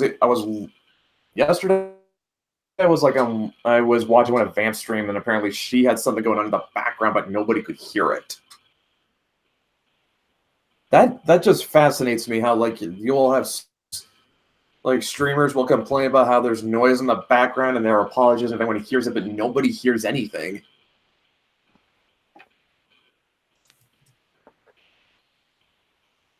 This must be a man. My mic must be really good if it doesn't pick up that extra noise. Probably. What's a blue snowball mic? I got this for like $50. See? It's a cheap mic, but it's a very good mic too. Yeah. Let's check on the Kickstarter, see if anything's happened since we began talking. We're still. And I'm going to reload the page. Sometimes I'm not. Still 63 backers, still $1,912. But still good.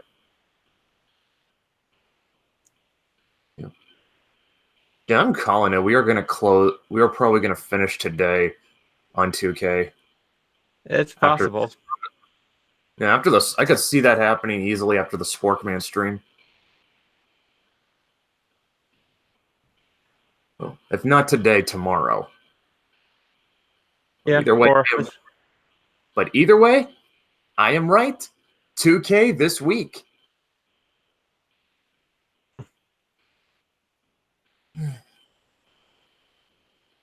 Just kind of wish the growth was a little bit more exponential when it came to crowdfunding. Yeah. Look, I'm not asking that we make 100% within the first day. It's just more like I would like to. I think it has something to do with the way the algorithm works. I think that's why the whole process is U-shaped. Because I don't know. I would think like depending on like how fast your initial growth is, I think it should stand to reason that the algorithm should push the ones that grow the fastest a lot harder. Yeah. Basically like I'm just going to say, for lack of a better term, making it more survival of the fittest. Pretty much. Yeah, it's just like it should reward people who like the algorithm should reward you for being aggressive with your promotion. Well, it's going to not so much about algorithm as is that they're going to select those that they think they're going to make money off of. Yeah, I suppose so. I guess Kickstarter does have to make their money too. Yep. So I guess the algorithm is going to pick the ones that seem like a safe bet. Pretty much. We're on our first campaign. We don't have anyone really big supporting us. Yeah. So I guess if we want to do it better, we got to do it again. Maybe we might want to. Considering what happened to Peter Samedi recently, we should probably consider sticking with Kickstarter in the future. Yeah. I mean, especially if we run a second Kickstarter for more books, we'll have the advantage of being a known quantity at that point. Yeah, it's basically when it comes to Kickstarter, it's a safer bet for continuously running campaigns on Kickstarter. Mm-hmm. Exactly. So we just gotta. Yeah, I think that's the route we should go with. Just like. Sorry to say something unrelated, but I just got back from turning my final project. 95%. Woohoo! Can't wait to utilize this writing degree. Oh, you got an A. Oh, and stick with Kickstarter. You're familiar with it. You know what? Yeah, like I said, I think us sticking with Kickstarter going forward would probably be the best option for us. Yep, it's worked so far. Yep, and good job, Salem. 95%. Yeah, you got an A. Yep. Congratulations. And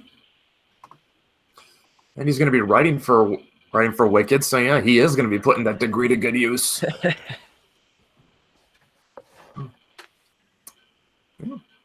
Oh, I just noticed. That Dan posted couple extra, couple extra updates I missed. Okay, so yeah. First one is thank you to all our early backers. Broke 1,000 in the first 24 hours. The fan art contest early entries, and now he's posted the website with the webcomic by Antonella. Yep. Speaking of which, my tweet when I tweeted it out, Duskwill was actually very happy with the forums. He said it's been ages since I've been on a Pro Board forum. Huh. This is writing degree, minor in journalism. Of course. I almost kind of, since we've kind of more or less decided that the Mythoverse is going to be populated by characters who are based off friends and people we know. I feel like Salem should have a mythic equivalent. Well, perhaps. Well, I don't think we actually agreed to have it be populated by just people we know.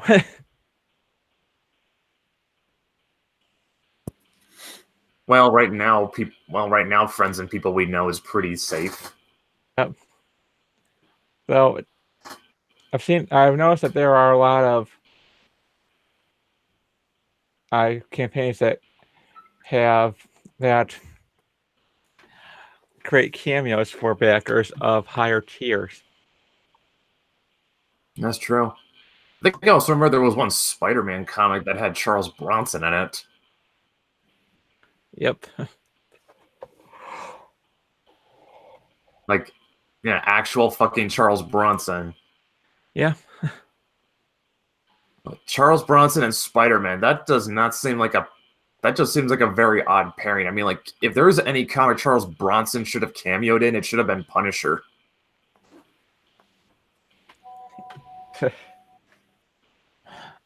Yeah.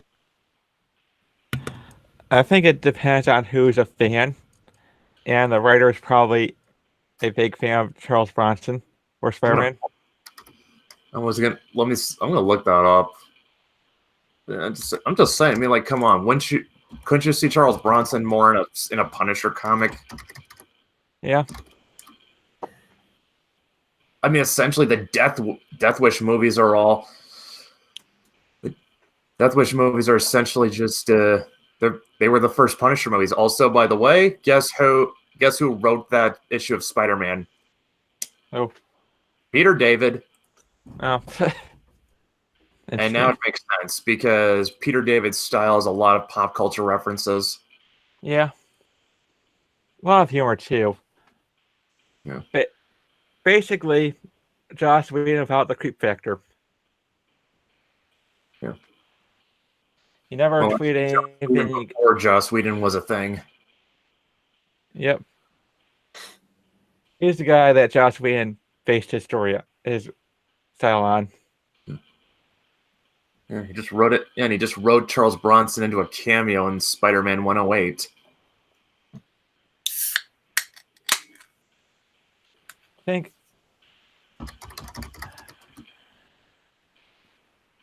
it's too bad that Peter David isn't doing much work anymore. Yeah, what? Yeah, seriously, what? I mean, is he like at a point where he just writes a comic every now and again when he? Well, he had a stroke. Oh. So his writing. So he had to scale back for health reasons. Yep. Yeah, it happened too with Kurt Busiek and Mark Millar. Like, Kurt Busiek had to pull back because of mercury poisoning, and Mark Millar got Crohn's disease. Yeah.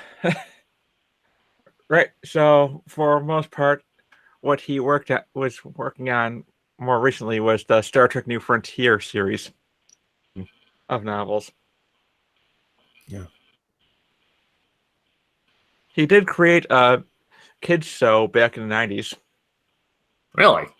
Yeah. Him and Bill Mumai created the series Space Cases. Huh. I don't remember that. But then, but for perspective, I didn't have cable when I was growing up until like I was 10 years old, and that was like year 2000, I want to say. Yeah.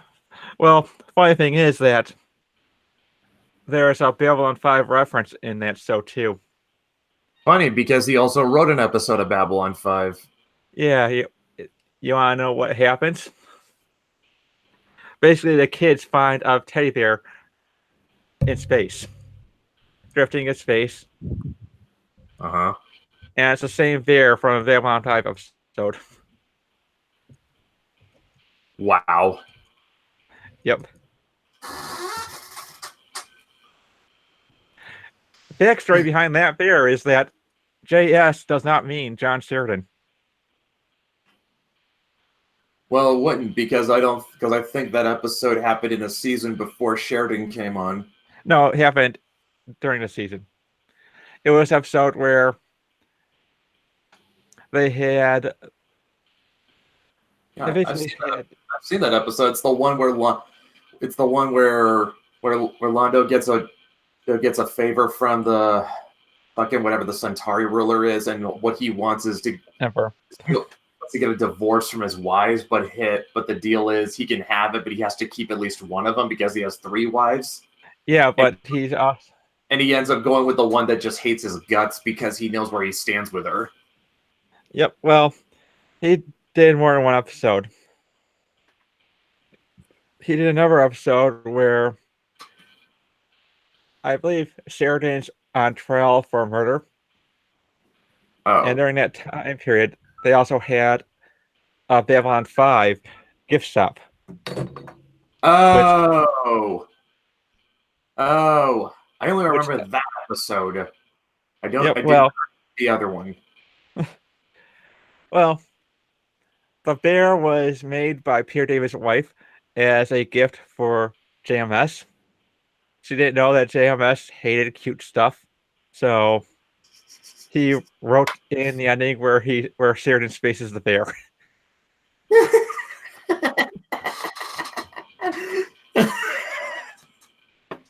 And that episode of Space Cases was Peter David getting back at him by saying that the bear was spaced by an evil alien race called the Shrazin. Funny. That is funny. Kind of reminds me of what. It's not. We're not gonna have a. What I doubt we're gonna have a repeat of that with the Maeve plushies. If Dan's wife gets around to making those, people will love them. Yeah, but honestly, I think that if we're ever angry with each other, we do passive aggressive things like write in jokes about each other. Well, I might write in a. Yeah, me. I'd probably be more likely to write in a panel where some Vietnamese guy gets his face mauled.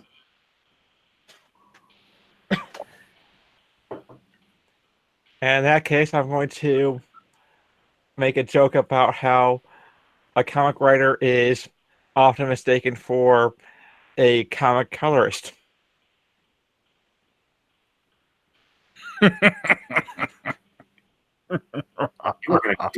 You are gonna fucking dox me at that point.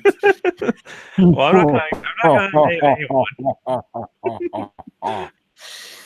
You're the one who And that's my pathetic attempt at an evil laugh.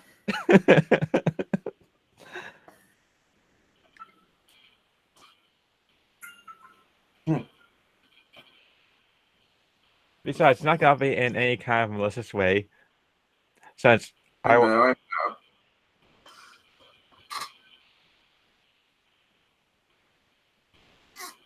Or make a joke about Tank and his love of 40K. I'm not going to talk about 40K, but I'm going to do it anyway. Hey, hey.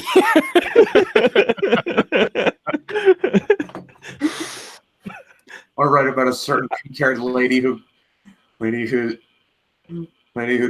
who's singing and according to her is quote unquote bad.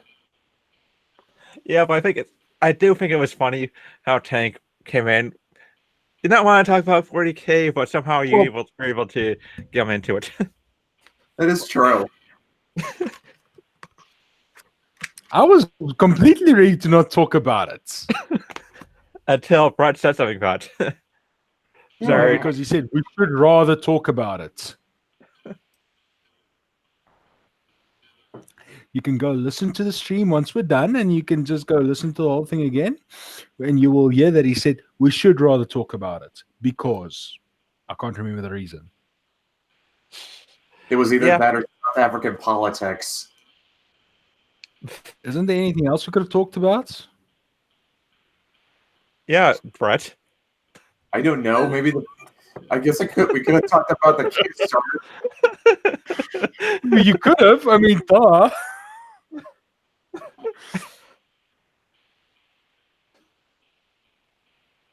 Or how Speaking people of don't which, how is that understand. going? Almost at 2K.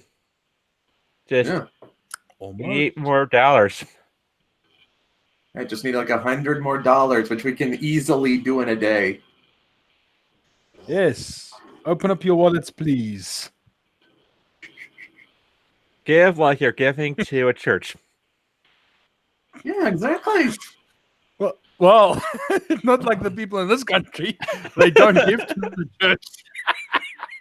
People It's don't, usually the wait, minister that takes all the money. people don't tithe in South African churches. Let me rephrase that. Depends on which church you go to.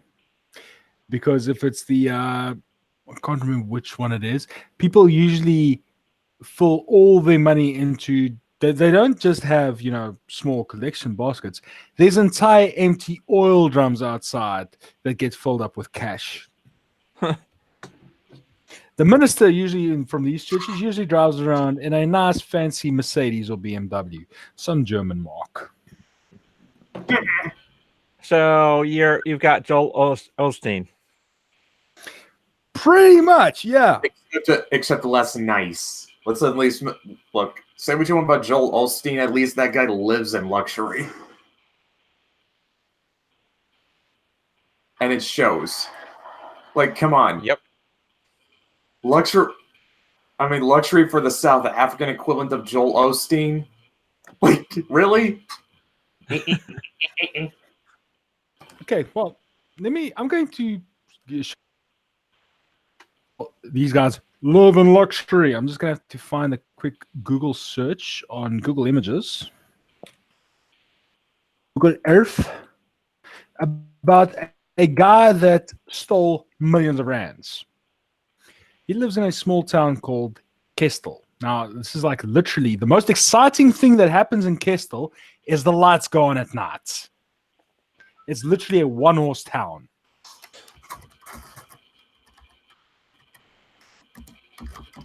Like, literally? Dude, total population there is like 800 something people. Wow. It's one of the smallest towns. Well, in the Free State, we do have smaller, but then you have to go to places like Langsburg or Liugamka or places like that in the arse end of nowhere in the Karoo. So it's like there's literally to put Liugamka into perspective, that is like literally the town's width is like 5 kilometers. Then you're through it. Blink and you'll miss it, kind of thing.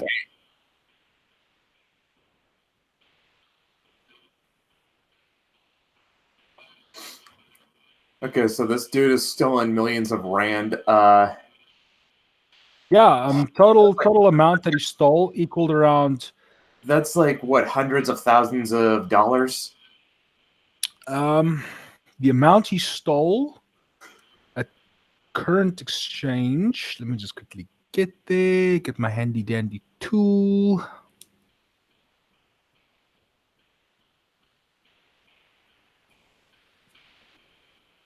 There it fucking loads.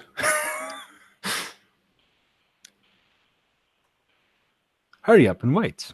Please stand by. We are dealing with shit's third world internet. Okay, so looks like Tokyo Pop's back for digital. Oh, that's cool. Comixology, they've got all of their original English language manga on there. The amount he stole was around 26 million rand, which at current exchange equals to around $3 million. $3 million, $3,404,032.47. $3 million. Okay, $3 million. That's okay. That's well for us. That's a lot of money. That is a fuck ton of money. Well, for us it is, but yeah, that is a lot of money to steal. Actually, I shit you not. And he did it all through tax evasion. And the worst part of this shit is, this fuckhead stole 8 million of the 26 million using my parents' former company's tax number. Holy shit! Yeah. Due to him, my folks did not have a viable source of income for 2 fucking years. Although that said, this arsehole is currently suffering from cancer, so I do.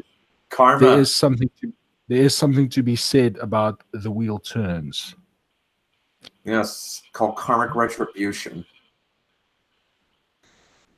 Okay, so just waiting for this to finish loading. Yeah. I was gonna. Fuck! I had something and I lost it. Damn it! Any day now.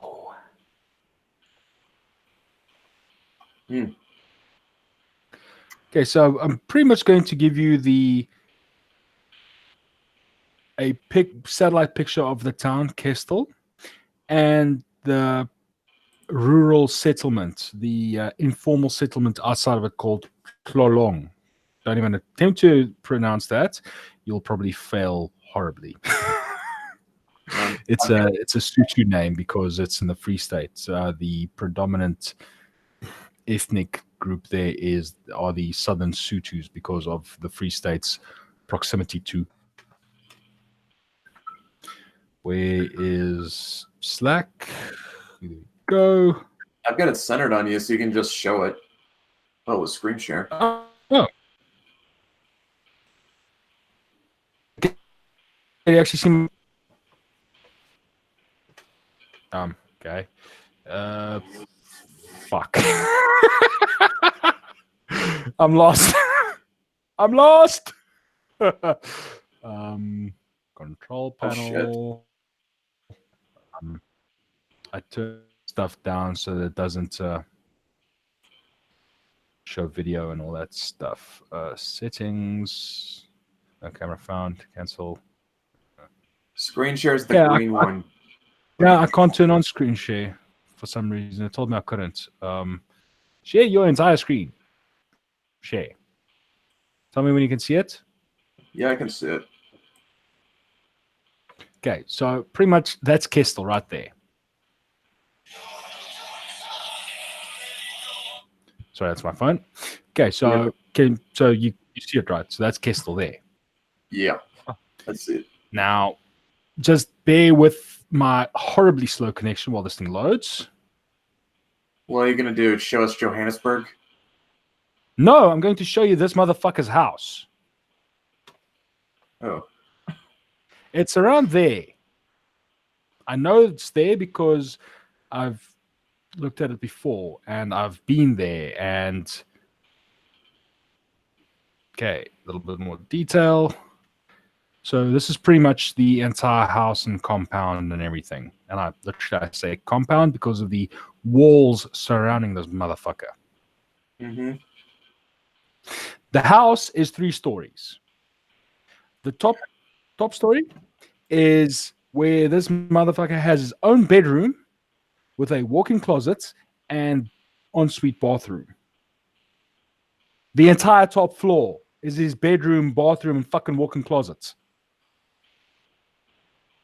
That right there, if you can see my mouse cursor, or you'll probably see it coming into focus now, is a fucking helipad. I guessed it. And look at his motherfucking pool. Oh, yes. And you saw how gigantic the town is. This is what happens when you steal fuck you money. Yeah. I'll just say, by comparison, Joel Osteen, he's at least get a mansion and a private jet. This guy's got a helicopter. Well, with Joel Osteen, it's not so much that he's stealing it as they're giving it to him. True. Yeah. At least you can say what you want about the guy, but he's not. Yeah. He's not So, this is swindling the main house. That's the main house. This is the garage / place where guests can stay. This is where his domestic help stays, the people who help clean the house, maintain the gardens and everything. That right there is a quote unquote bachelor / granny flat where his grandmother lives. And that right there is where his son stays. Wow. Yeah. Sorry. So who do I need to sell my soul to live that life? You could probably sell it to Zinch Salem.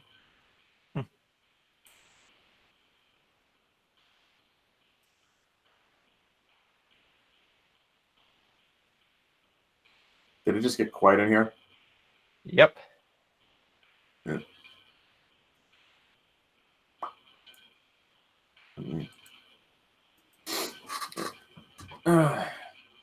By the way, Chuck just tweeted out that he's going to have you, me, and Dan on later tonight. Basically, what this guy's doing, sorry, I'm interrupting you guys, but what this guy's doing, this is what the Democrats do in the United States. This is what your country is experiencing, but most of the people don't realize. The Democrats in America are literally your version of the ANC. Yeah. Yeah. Moving along from that. Yes. Yeah. Let's look at something more interesting. Yeah, like I said, Chuck just tweeted out that we're going to be on the Sporkman stream later tonight. That's going to be at, well, for me, that's going to be 6 p.m. For Matt, that's 9. So it's about 6 hours from now. Yeah, so 9! Let's see confirmed.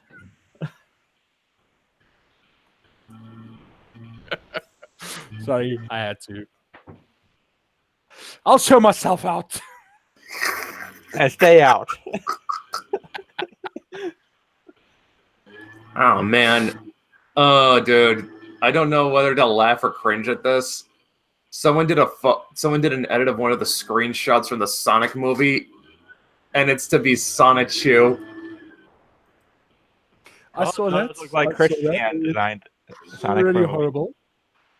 Okay, now can you guys hear that? Yep. I heard something, but I really don't care. It's my roommate's weed whacker.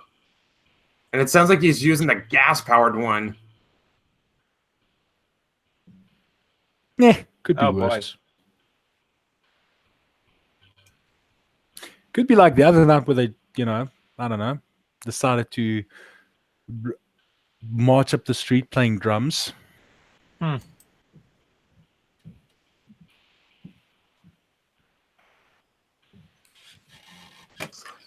then the dead air over drums. No dead air. No dead air.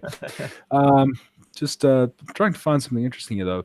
it is a little bit slow on the news front. I mean, Well, I think we're good. Like I said, we're approaching noon. We've been going for about 2 hours. I think we've got to. It'd be good at least to cap it here and just give me and Matt at least a 6-hour break. yeah, let's not do Kumite time again like last week. we actually did. Yeah, if we were gonna do Kumite time, I think I think the Kumite has gone as far as 8 hours one time. 10. It's what because Tonka figured out he could just leave in the middle and let everyone else keep talking and just do something else. All right, sorry. Here's news. Guess what? They're complaining about Avengers Endgame. What? Oh boy, I don't care. I already don't. What happened? More. I'm already not interested. I couldn't hear you over. Something about an end game. I lost interest the second I heard that. His brain shut off. He's got his computer's probably going to shut off soon anyway. All right, so yeah, we'll just we will. Okay, so we'll just call. We'll call it good here, and guys, make sure you catch us on Sporkman stream. That is 6 p.m. PST, 9 p.m. EST. So about 6 hours from now. All right. Let's cancel it. Let's end the guys. stream before the computer decides to end it for us. Bye. Bye. Bye. Bye.